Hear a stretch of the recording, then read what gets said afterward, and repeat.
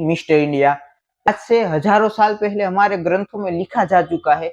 ने kick movie देखी होगी तो उसमें एक सीन आता है। तो यह होलोग्राम टेक्नोलॉजी भी हमारे भारत में आज से हजारों साल पहले थी।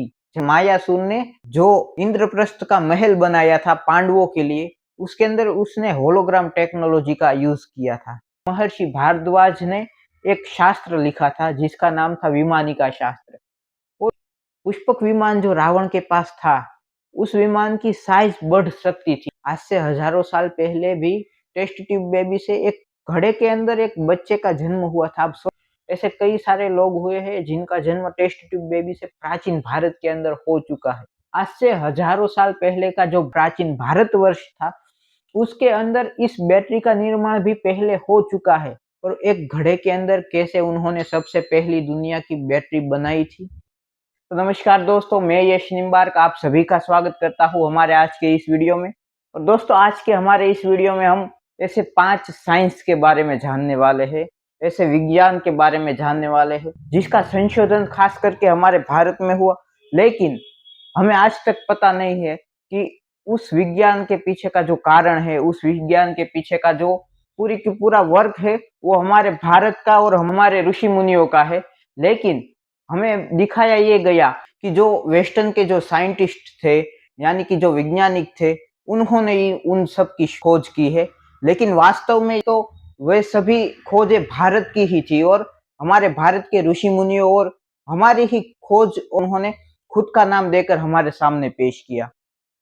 तो दोस्तों, हमारी भारत की संस्कृति दुनिया की सबसे प्राचीन संस्कृति है। हमारा सनातन धर्म दुनिया का सबसे प्राचीन और महत्वपूर्ण धर्म है कि जिसके अंदर हर एक प्रकृति की हर एक चीज है, जो हर एक वस्तु प्रकृति की है, उसे महत्व दिया जाता है। और इस इतने महान सनातन धर्म ने कई सारी ऐसी बात बताई, हमारे सनातन धर्म ने कई सारी ऐसी चीज बताई कि जो पूरी दुनिया में हमारे सनातन धर्म के प्रति और हम सबको अपने सनातन धर्म के प्रति काफी हद तक गर्व महसूस कराए, ऐसी बातें थी। और इससे ही हमारी खुद की वैल्यू हमें पता चलती है। लेकिन कई सारे ऐसे जो भारत के विरोधी ऐसी विचारधाराएं हुई, कई सारे ऐसे लोग हुए जिन्होंने हमारी इन खोज को, हमारे इन शास्त्रों की बातों को खास करके अपना नाम दे करके हमारे यहाँ सामने पेश किया और हमें हमेशा ये बता दिया गया कि आप अनपढ़ थे, आप साइंटिफिक थे ही नहीं। जबकि वास्तविक बात यह है, हम पहले से ही साइंटिफिक थे। तो दोस्तों, किसी भी प्रकार की देर किए बिना हमारे आज की इस वीडियो को शुरू करते हैं। लेकिन आपने अगर हमारी यूट्यूब चैनल यश निम्बार्क को अभी तक सब्सक्राइब नहीं किया है तो पहले फटाफट से सब्सक्राइब करें और बेल आइकन दबाएं। और हमारा ये वीडियो आपको पसंद आए तो हमारे वीडियो को लाइक, शेयर और कमेंट करें, खास करके ज्यादा से ज्यादा लोगों तक शेयर करें। तो चलिए शुरू करते हैं हमारे आज के इस वीडियो को। तो दोस्तों, सबसे पहले हमारे जो बचपन की याद थी, जो हमारे बचपन की सबसे फेवरेट मूवी हुआ करती थी मिस्टर इंडिया, एक इंडियन सुपर हीरो मूवी, जिसके अंदर जो हमारा सुपर हीरो है मिस्टर इंडिया, जो वो गायब हो सकता है। उसके पीछे का जो साइंस है उसके बारे में हम थोड़ा सा देख लेंगे। साइंस इसमें लगता है जो हमारे शास्त्रों में पहले से ही बताया गया है, लेकिन आज तक हमें नहीं पता। तो दोस्तों, आप सब जानते हैं कि मिस्टर इंडिया मूवी में जो मिस्टर इंडिया होते हैं, उनके पास एक घड़ी होती है जिसके अंदर 2 स्विच होती है, एक लाल और एक हरी, जिसे दबाने पर वो गायब हो जाते हैं। और लाल रंग की जो लाइट होती है या फिर लाल रंग का जो माध्यम होता है, जो सोर्स होता है, लाल सोर्स में ही वो दिखता है। तो इसके पीछे का साइंस क्या है कि वो लाल में ही क्यों दिखता है। और कई सारी ऐसी चीज है, हम आजकल हम सब जानते हैं कि जो छोटे छोटे बैक्टीरिया होते हैं, उसे जो सूक्ष्म दर्शक यंत्र होता है उससे ही देखा जा सकता है। जो आकाश में कई सारे तारे हैं, ग्रह है और कई सारी ऐसी गैलेक्सिया जो ब्रह्मांड के अंदर है, वो हमें तभी दिखती है जब हम उन्हें टेलीस्कोप से देखते हैं। तो इन सब चीजों के बारे में आज से हजारों साल पहले हमारे ग्रंथों में लिखा जा चुका है। इसके बारे में हम थोड़ा डीप से समझेंगे। इसके लिए हमें सबसे पहले इसके बारे में खास करके श्रीमद् भगवत गीता के 11वें अध्याय के अंदर जब भगवान कृष्ण अर्जुन को अपना दिव्य विश्व स्वरूप जब दिखाते हैं, तब भगवान एक श्लोक कहते हैं, उस श्लोक पर जरा सा ध्यान दीजिए। तो भगवान कहते हैं, न तु मा शक्य से द्रष्टुम नैनैव स्वचक्षुषा दिव्यम ददामि ते चक्षु पश्चिमेव युगमेश्वरम। यानी कि इस श्लोक में भगवान कृष्ण कहते हैं कि हे पार्थ, हे अर्जुन, तू मुझे अपनी सामान्य दृष्टि से नहीं देख सकता, क्योंकि मेरा जो दिव्य स्वरूप है उसे देखने के लिए दिव्य दृष्टि यानी कि उसका एक माध्यम चाहिए।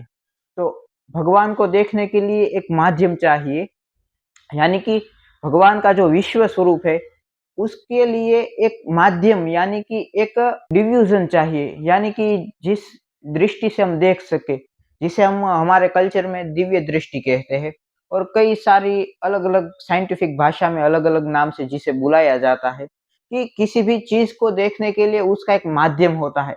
हम सब जानते हैं कि हमारे सुनने की और देखने के लिए एक माध्यम साइंटिफिक रीति से कहा जाता है। आप एक लेवल की चीज वस्तु को देख सकते हैं, एक लेवल का साउंड जो है उसे सुन सकते हैं। काफी सारे ऐसे साउंड हमारे आसपास का जो माहौल होता है उसमें होते हैं जो हमें सुनाई नहीं देते, लेकिन वो आवाज, वो साउंड होते हैं, वो उसकी फ्रीक्वेंसी जो हम कहते हैं देखने की या सुनने की, वो हमारे पास नहीं होती है। तो यही बात भगवान कृष्ण ने 5000 साल पहले श्रीमद् भगवत गीता में कहा था कि मेरा जो दिव्य स्वरूप है उसे देखने के लिए जो फ्रीक्वेंसी चाहिए आंखों के अंदर, वो तुम्हारे पास नहीं है। वो मैं तुम्हें प्रदान करता हूँ, यानी कि दिव्य दृष्टि मैं तुम्हें देता हूँ, उसी से तुम मेरा दिव्य स्वरूप देख पाओगे। तो यह दिव्य स्वरूप क्या है, इसके बारे में आज से लगभग 700-800 साल पहले जब गोस्वामी तुलसीदास जी हुए, उन्होंने बताया। जो रामचरितमानस, जब उन्होंने रामचरितमानस की रचना की, तो रामचरितमानस के बाल्यकांड के जो मंगलाचरण है, उस मंगलाचरण के दूसरे श्लोक में गोस्वामी तुलसीदास जी कहते हैं कि भवानी शंकरो वंदे श्रद्धा विश्वास रूपिणो याभ्या विना न पश्यन्ति सिद्धा स्वांतः समीश्वरम। तो इस श्लोक में गोस्वामी तुलसीदास जी खास करके भवानी, माता भवानी और भगवान शंकर की वंदना करते हुए कहते हैं कि भगवान शंकर जो है वो विश्वास के स्वरूप है। भगवान शिव है, जो भगवान शंकर है, वो विश्वास का प्रतीक है, और माता भवानी है जो पार्वती है, वो श्रद्धा का प्रतीक है। और श्रद्धा और विश्वास का जब मिलन होता है, यानी कि श्रद्धा और विश्वास जब मिल जाते हैं और उससे जो माध्यम जो बनता है, उसी से भगवान का दर्शन हो सकता है। तो ये तो भगवान के दर्शन की बात है कि श्रद्धा और विश्वास से जो माध्यम होता है, उसी से जो सिद्ध पुरुष है वे भी अपनी सिद्धि से नहीं देख सकते भगवान को। भगवान को देखने के लिए खास करके यह दिव्य दृष्टि जो श्रद्धा और विश्वास के मिलन से, यानी कि श्रद्धा और विश्वास मिलने से ही जो दिव्य दृष्टि मिलती है, उसी से भगवान का दर्शन सिद्ध लोग भी करते हैं। उसके अलावा कोई रास्ता नहीं है कि जिससे हम भगवान के दिव्य स्वरूप का दर्शन कर सके। तो यह थी मिस्टर इंडिया की बात, कि किसी भी चीज को देखने के लिए आज से हजारों साल पहले कहा गया है हमारे शास्त्रों में कि किसी भी चीज को देखने के लिए उसका एक माध्यम चाहिए। ये बात आज हम जब बोल रहे हैं, आजकल के साइंटिस्ट अभी हमें बता रहे हैं, तो उस समय पर हजारों साल पहले हमारे ऋषि मुनियों ने यह बात कह दी है। किसी भी चीज को देखने के लिए उसका एक माध्यम, एक फ्रीक्वेंसी हमारे पास होनी चाहिए कि जिससे वो हमें सुनाई दे या दिखाई दे। तो हमारा दूसरा जो साइंस है वो है होलोग्राम टेक्नोलॉजी। तो क्या आपने कभी सोचा है कि आजकल जो होलोग्राम टेक्नोलॉजी काफी सारी जगह पर यूज होती है। खास करके आपने किक मूवी देखी होगी, तो उसमें एक सीन आता है। हाँ, वो सीन जो है उसके अंदर बताया गया है होलोग्राम टेक्नोलॉजी के बारे बारे में। और काफी सारी ऐसी साइंटिफिक मूवी भी आजकल बनती है जिसके अंदर होलोग्राम टेक्नोलॉजी यूज भी होती है और जिसके बारे में बताया भी जाता है। तो यह होलोग्राम टेक्नोलॉजी भी हमारे भारत में आज से हजारों साल पहले थी। जब आप महाभारत देखेंगे, आप महाभारत पढ़ेंगे, तब एक जगह के बारे में उसके अंदर उल्लेख मिलता है कि पांडवों ने इंद्रप्रस्थ का निर्माण किया था। तो जो पांडवों का इंद्रप्रस्थ था, उसका निर्माण एक असुर यानी कि राक्षस ने किया था जिसका नाम था मायासुर। और माया नाम के इस असुर ने, यानी कि मायासुर ने जो इंद्रप्रस्थ का महल बनाया था पांडवों के लिए, उसके अंदर उसने होलोग्राम टेक्नोलॉजी का यूज किया था। आप सबको पता है कि महाभारत का जो वो प्लेस था, यानी कि वो जो जगह थी इंद्रप्रस्थ, जो महल था उस समय का वो पैलेस, उस इंद्रप्रस्थ महल के अंदर ऐसी काफी सारी खूबियां थी, जैसे कि जहां पर दीवार दिखती थी वहां पर रास्ता होता था, और जहां पर रास्ता दिखता था वहां पर दीवार होती थी, और जहां पर पानी दिखता था वहां पर रास्ता होता था, और जहां पर रास्ता दिखता था वहां पर पानी भरा हुआ होता था। तो ऐसे काफी सारे होलोग्राम टेक्नोलॉजी से लेस इंद्रप्रस्थ का महल उस समय पर, आज से लगभग 5000 साल पहले, आप सोच सकते हैं कि कितना हमारा जो प्राचीन भारत था, जिसके बारे में हमारे सनातन धर्मों में, हमारे हिंदू धर्मों में बताया जाता है कि 5000 साल पुराना जो वो इंद्रप्रस्थ का महल था, उसके अंदर होलोग्राम टेक्नोलॉजी का यूज हुआ था। और वो होलोग्राम टेक्नोलॉजी तो ऐसी थी कि जिसके लिए उनको कोई भी ऐसा पावर का सोर्स नहीं चाहिए होता था। हमारे पास तो अभी वो एक सीमा है हमारी टेक्नोलॉजी की, कि हम अगर होलोग्राम का कोई डिवाइस बनाए तो हमें उसको पावर देना पड़ता है, और उसके लिए उसका इलेक्ट्रिसिटी से जोड़ना भी काफी जरूरी होता है। लेकिन उस समय पर उन्होंने तो ऐसे होलोग्राम के डिवाइस, यानी कि मशीन बनाई हुई होगी शायद से, कि जिसको वे चार्ज या पावर कैसे देते होंगे। तो बड़ा ही हमारे प्राचीन भारत का जो साइंस था वो काफी एडवांस था आज के जो समय का है उससे। तो दोस्तों, आजकल हम सब जानते हैं एक देश से दूसरे देश बड़ा सा समुंदर जो होता है उसको पार करके जाना भी कितना सरल हो गया है, आसान हो गया है। क्यों? क्योंकि आजकल हमारे पास ऐसे यातायात के साधन, यानी कि वाहन, व्हीकल्स हमारे पास ऐसे है, जैसे कि विमान हो गया, एयरप्लेन हो गया, जो उसकी मदद से हम आसमान में उड़कर जाते हैं। तो आप सब जानते हैं कि दुनिया का सबसे पहला एयरप्लेन किसने बनाया? तो काफी सारे लोग गूगल आप करके देख लेंगे तो आपको पता चलेगा कि दुनिया का जो सबसे पहला एयरप्लेन, यानी कि विमान था, उसको राइट ब्रदर्स करके अमेरिका में दो भाई हुए, जिन्होंने दुनिया का सबसे पहला प्लेन बनाकर उड़ाया था, विमान बनाकर उड़ाया था। लेकिन आप सब जानते हैं कि हमारे जो रामायण है हमारी, उस रामायण के अंदर रावण के पास पुष्पक विमान का उल्लेख मिलता है। और दोस्तों, यहीं तक सीमित नहीं है। एक विमान की बात सिर्फ रामायण में दिखाई गई ऐसी बात भी नहीं है, क्योंकि अगर आप इसके बारे में थोड़ा सा रिसर्च करें तो आपको पता चलेगा कि महाभारत के अंदर हम जो पांडवों के और कौरवों के गुरु जिनको हम जानते हैं कि द्रोणाचार्य, उन द्रोणाचार्य के पिताजी जो थे, जिनका नाम था महर्षि भारद्वाज, और इन्हीं महर्षि भारद्वाज ने एक शास्त्र लिखा था जिसका नाम था विमानिका शास्त्र। और उसके अंदर उन्होंने पूरी डिटेल्स में बताई हुई चीजें हैं कि कैसे हम विमान का निर्माण कर सकते हैं, विमान बनाने के लिए क्या क्या चाहिए, उसका इंजन कैसे बनता है, उसके जो विंग्स होते हैं, यानी कि पंख होते हैं, वो कैसे बनाने हैं, किस हिसाब के बनाने हैं, उसका आकार, विमान का आकार, विमान के जो विंग्स है उनका आकार, विमान कहाँ से कैसे एनर्जी लेगा और कैसे उड़ेगा, इसके बारे में काफी सारी डिटेल्स में उन्होंने अपने विमानिका शास्त्र के अंदर बताया है। और आजकल के हमारे जो विमान है उनको तो उड़ने के लिए, चलने के लिए ईंधन चाहिए होता है, जो उनका खास करके पेट्रोल जो खास आता है उनके इंजन का, वो चाहिए होता। लेकिन हमारे जो प्राचीन भारत के अंदर खास करके जो रावण के पास पुष्पक विमान का हम उल्लेख जो सुनते हैं ना, उसके बारे में ऐसा कहा जाता है कि पुष्पक विमान की दो खास बातें ये थी कि एक तो वो मन की गति से चलता था, उसके अंदर कोई ईंधन की आवश्यकता नहीं पड़ती थी, तब कोई बिना खर्चे के चलने वाला वो विमान था जो अपने मन की गति से चलता था। हम उसके अंदर बैठने वाला जो सोचे उस गति से वो चलता था।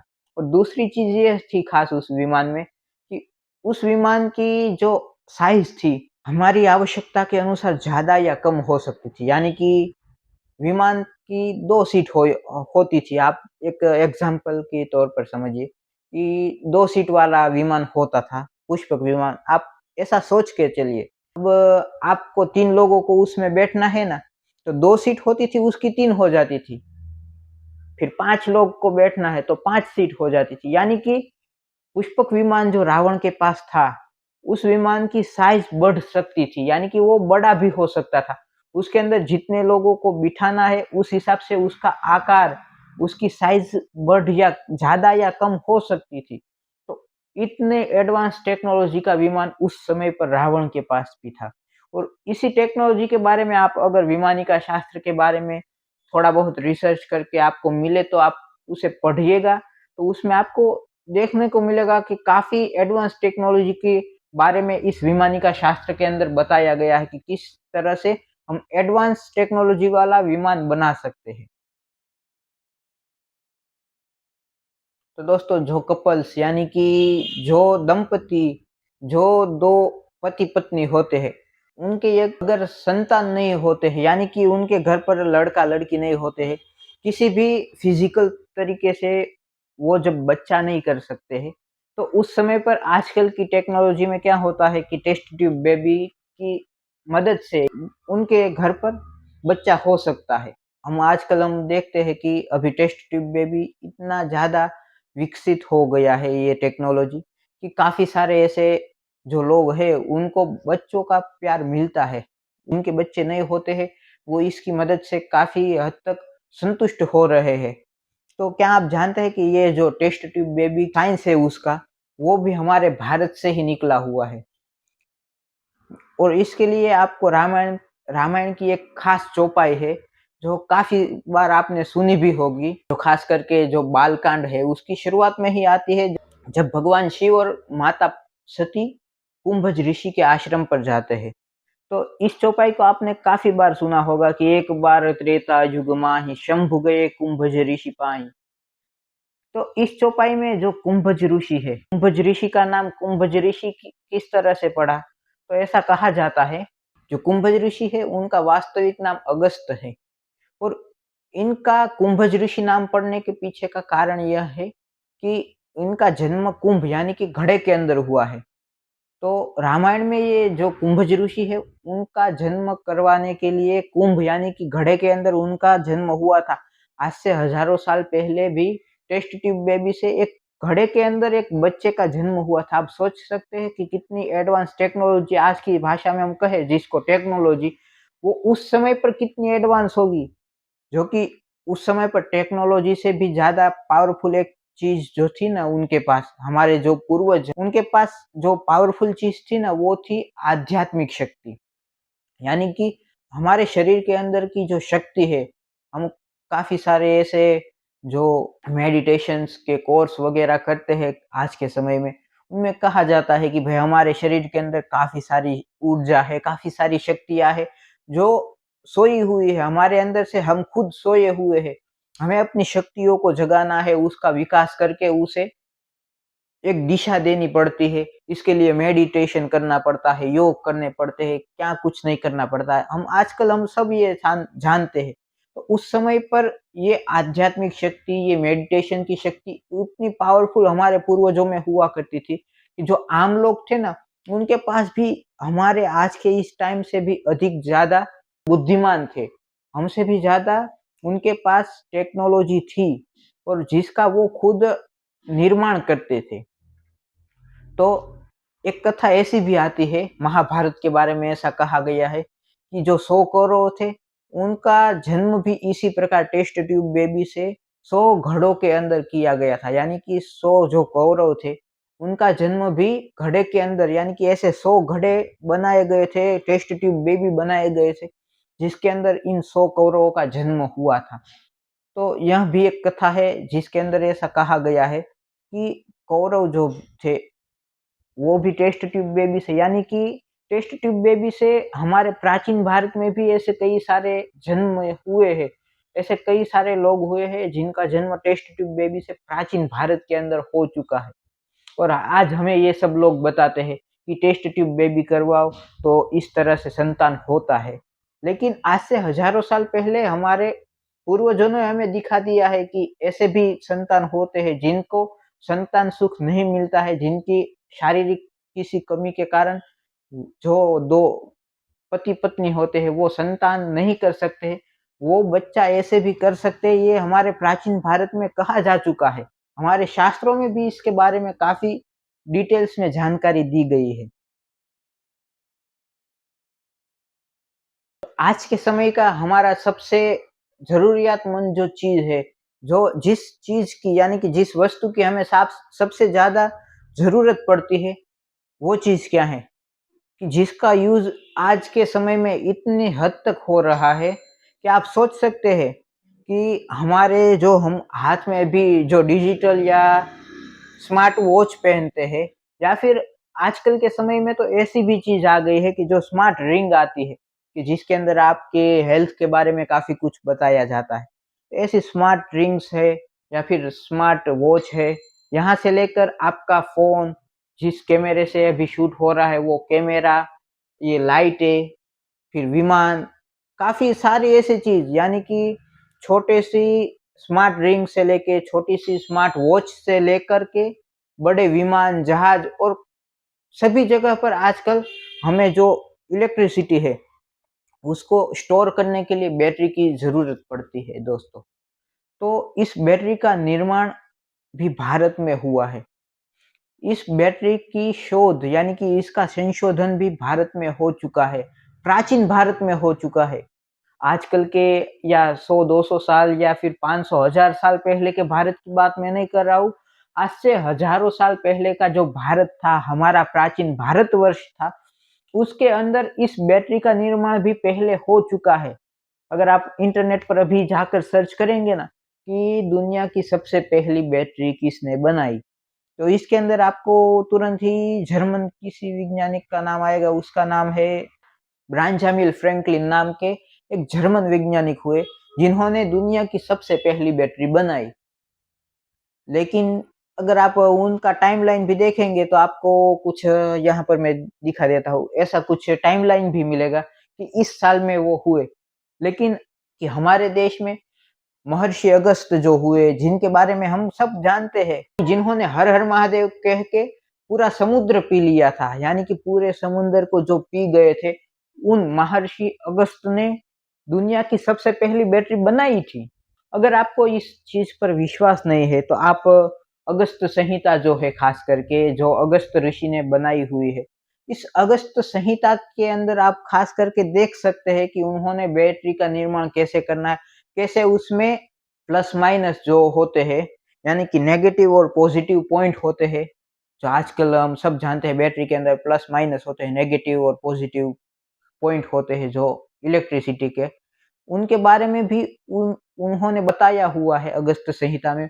और एक घड़े के अंदर कैसे उन्होंने सबसे पहली दुनिया की बैटरी बनाई थी, उसका चित्र भी आपको मिल जाएगा कि घड़े के अंदर किस तरह से प्लेटें रखी जाती है। और सबसे चौंकाने वाली बात कि जिसे सुनकर आप खुद आश्चर्यचकित हो जाएंगे, ये बात ये है कि उनकी जो बैटरी थी ना, उसको चार्ज करने के लिए इलेक्ट्रिसिटी कहाँ से लगती थी। तो उन्होंने योग शक्ति से चलने वाली बैटरी बनाई थी, जिसके अंदर एनर्जी भर सके, यानी कि एनर्जी स्टोर कर सके योग से। ऐसी दुनिया की सबसे पहली बैटरी महर्षि अगस्त ने बनाई थी और अपनी अगस्त संहिता के अंदर उन्होंने इसके बारे में लिखा हुआ है। तो ये हुए आज के हमारे 5 ऐसे साइंस जिसकी खोज हो चुकी है प्राचीन भारत के अंदर, लेकिन आज हम भारतीय ही इससे अनजान है। और आजकल हमें ये जो पश्चिम यानी कि वेस्टर्न देश है, जो वेस्टर्न कंट्री है, वो वेस्टर्न कंट्रीज जो हमें अभी कहती है कि आप लोग पहले से अनपढ़ थे, आप लोग अंधश्रद्धा में मानते थे, आप लोग पत्थर की मूर्तियों की पूजा करते थे, लेकिन आप लोग साइंटिफिक कभी नहीं थे। आप लोगों ने काफी सारी ऐसी चीजें की है, जैसे कि पत्थर के मंदिर के अंदर पत्थर की मूर्ति बिठा देते थे, ये करते थे, वो करते थे, अंधश्रद्धा में मानते थे। और आप लोग हमेशा से अनपढ़ थे, लेकिन आप साइंटिफिक कभी नहीं थे। ऐसा हमें जो आजकल की जो वेस्टर्न कंट्रीज बताती है, उन देशों को खास करके जहाँ से ये सब मिला, वो हमारा ही भारतवर्ष था। और इसी भारतवर्ष के नागरिक होकर हम, इसी भारतवर्ष के लोग हैं हम, और इसी भारतवर्ष की प्रजा होकर हम आज इसी की जो शोध है, जो खोज है, इससे अनजान भी है। और खास करके हम इसका गौरव भी नहीं ले सकते। क्यों? कि हमें पहले से ही बताया गया कि आप लोग अनपढ़ थे, आप लोग अंधश्रद्धा में मानते थे, आप लोग कभी साइंटिफिक थे ही नहीं। लेकिन इनको नहीं ये पता है कि अब भारत की प्रजा जागने लगी है कि जो इनकी बताई गई खोज है, इनके पीछे जो वास्तविक इनको जहाँ से ज्ञान मिला, इनको जहाँ से ज्ञान मिला, जहाँ से विज्ञान मिला, वो भारतवर्ष ही था। तो आज के हमारे इस वीडियो को ज़्यादा से ज़्यादा लोगों तक शेयर करें, और अगर आप चाहें तो हम पार्ट 2 लेकर आ सकते हैं, जिसके अंदर हम इससे भी अलग काफ़ी सारे नए कुछ ऐसे साइंस के बारे में बताएँगे, जो हमारे प्राचीन भारत के अंदर जिनकी खोज हो चुकी थी, लेकिन हमें बताया गया कि जर्मनी के या यूरोप के या अमेरिका के किसी भी वेस्टर्न कंट्री के अंदर किसी वैज्ञानिक ने, यानी कि किसी भी साइंटिस्ट ने इसकी खोज की। बाकी आप तो जैसे कि कहते हैं अनपढ़ थे, अंधश्रद्धा में मानते थे, आप कभी साइंटिफिक थे ही नहीं, ऐसे बताने वाले, यानी कि ऐसी खोजों के बारे में मैं आगे पार्ट 2 लाऊँ, इसके लिए आप कमेंट में खास करके पार्ट 2 ज़रूर से लिखिएगा। और हमारा आज का ये वीडियो ज़्यादा से ज़्यादा लोगों तक शेयर करें, जिससे इन खोजों के बारे में, इन भारतीय साइंस यानी कि भारतीय विज्ञान के बारे में काफ़ी सारे ज़्यादा से ज़्यादा लोग जान सके और खुद की संस्कृति पर, खुद के देश के ऊपर गर्व कर सके।